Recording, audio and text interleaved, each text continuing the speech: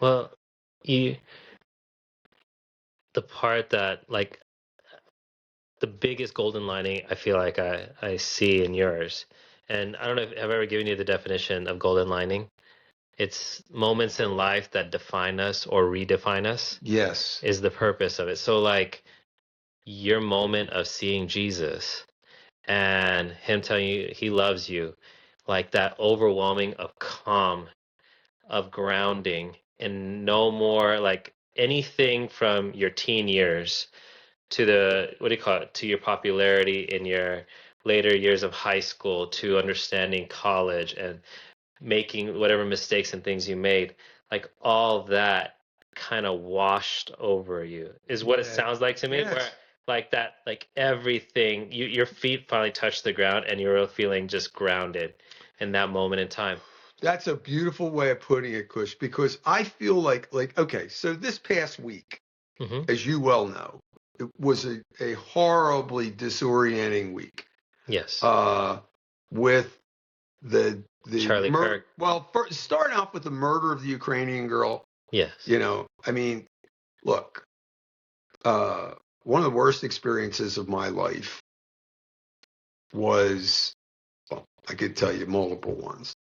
Uh, one time, oh gosh, I mean, all this stuff is so awful, but I'm telling you this to realize to point you to God and to why I turn back to that moment Hmm. at Glading Church and to God's other redemptive acts in my life with respect to my son, for instance, when I get in a week like this past week, and I look at this guy stabbing this girl, the Ukrainian girl, and I think, God, that reminds me of the time when I was in Chicago and I was on a bus and everybody on the bus was black except me. And this guy came up and hit me on the back of the head for no reason at all, except I was white, right? Hmm. He hit me. And I got up and I punched him in the face. And, he started cussing at me and started punching me. And I beat him, got him down on the floor of the bus. And then this other black guy, instead of anybody coming, to try to help me or to say, this is crazy, stop, this other guy jumps on me. Another guy jumps on me in there, another black guy. Just like with this Ukrainian girl, nobody lifted a finger, nobody. Yeah. Not one person lifted a finger, even to help her. Or even like when the guy starts heading out the door with his back turned, like, even if you weren't Joe Bravery, you could at that point tackle the son of a gun and, start banging his head on the cement in the subway platform. Um, and all that stuff came back in my mind. Now, I got up, they ran off the bus, the two of them. I mean, I got back up and started punching the other guy, and I'm still, I was swinging, still swinging and going. I mean, they didn't defeat me, to put it that way. And then they ran off the bus. The bus driver did nothing. And this was a bus was full of people. Nobody did anything. Okay? Nobody. Um, my brother was beaten nearly to death with baseball bats when I was, I don't know, 17 or so. I mean, he was in the hospital for a week by blacks. I was attacked when I was in 10th grade by a black guy. Again, guy I didn't even know. I mean, I didn't even know the guy. He just saw me in the lunchroom. Some stupid thing we were doing in the lunchroom, but I mean, it had nothing to do with him. It had nothing racial about it at all. He just started attacking me and punching me for no reason at all. Um, And I just, I could relate to that girl. I could relate to that girl because if any of those idiots had knives, I'd been her, and nobody would have given a shit. I mean, nobody would have given a shit. Mm-hmm.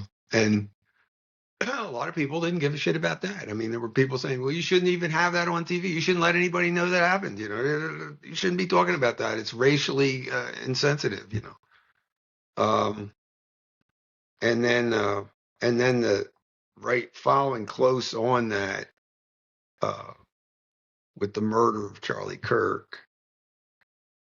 And again, I get that there will always be people who commit violent acts. But the horrible thing about the Charlie Kirk case is all these people on the internet and in other social media saying it was good. He deserved it.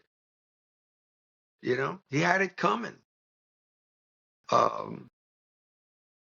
That was just beyond belief. That was just so. I'm thinking that's worse than do you know what the Kitty Genovese story is? No, I don't know that. Back in like 1963, there was this girl named Kitty Genovese, and she lived in Queens, New York. And she was coming home from work. It was like 11 o'clock at night. She was just a regular person. I think, I mean, anyway, this black guy got out there and stabbed her like 80 times. He didn't know her. He didn't know her. He just got out there and stabbed her like 80 times. She's screaming in the street. There's all these people all around in all these apartment complexes and houses and stuff. Nobody does anything. Nobody even picks up the phone and calls the cops. And it was like, what the hell's wrong with this country?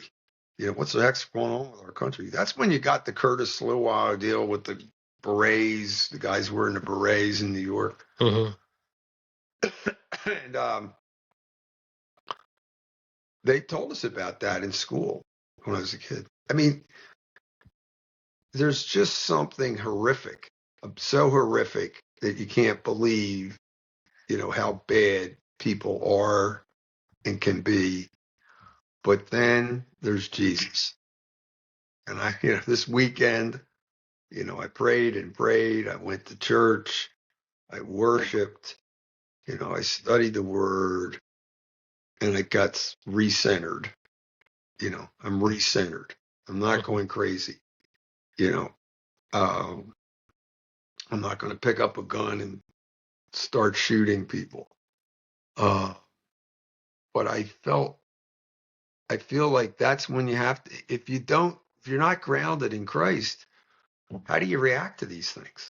I mean, what do you do? Just get angrier and angrier and angrier until you go do something that's corresponding? I mean, that's kind of the normal human reaction. And I wouldn't be surprised if there are people that do that in response to some of this stuff. Just go out and randomly kill people. Well, it's like it's like what we discussed earlier in regards to people from your neighborhood coming out, or somebody you can relate to, Mm-hmm. or you feel you may relate to. Mm-hmm. And they tell you, hey, this is what fact is. Mm-hmm. This is how, what do you call it? These people hate. Mm-hmm. Or this is how those people hate. Right. And there's a part of race, and then there's a part of your political beliefs. Mm-hmm. And then there's another one with religious beliefs. Yeah. Now, in a country of where you can have open beliefs in whatever you believe, as long as you do it peacefully and you're a law-abiding citizen. Right. Okay? That is the most freedom you can get. Now, in what is spewed and what is put out there online and throughout media, everybody is so interested in clickbait. that we're losing the purpose of meaningful conversation. Right. Meaningful conversation is becoming mundane and boring to look at. And since it's boring to look at, there's no ratings in it. But the thing is, I believe and I pray for that people are wanting to see and hear more of the full story of things in life. Mm-hmm. Now, unfortunately, it's getting to where we're still at an extreme point, but I believe there is a point in life where we find our way back on the road Right. of what's right, because we do live in a beautiful we do live in a beautiful country. We do have so many freedoms, so many opportunities, so many things you can say and do and talk about, and opportunities, Sure. you know, your livelihood, your religious freedoms, your ability to be who you are, where you are, as long, again, within law. As long as you're not trying to break the law or hurt people, you can create an amazing life. As I said, my family came from surviving and just trying to make it in life to, the opportunities I have to spend with my children which are significantly more, but, doesn't mean I work less or something of that nature, but Sure. I hold those values. Yeah. And because I hold those values, I am a net positive to society, as well as my children will be in their future, because that's required Yeah. in my home.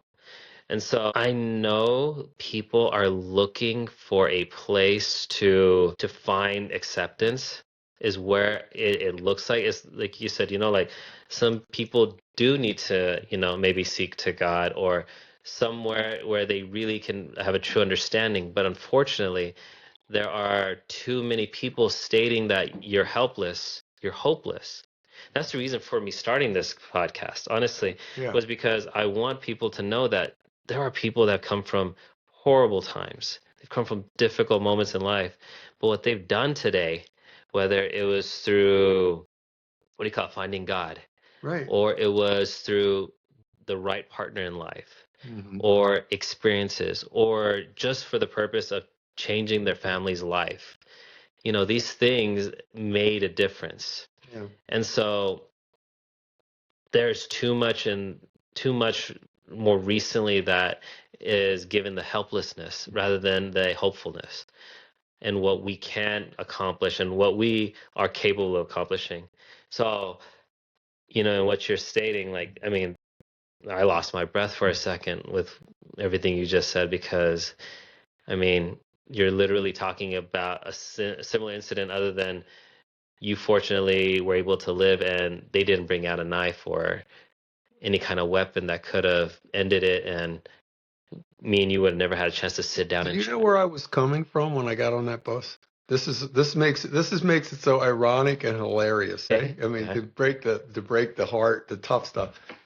I was coming from the estate and gift tax exam. So so I had just been sitting there for, like, I don't know, it was like 3 hour exam on they had just passed the new tax bill. I think it was on generation skipping transfer.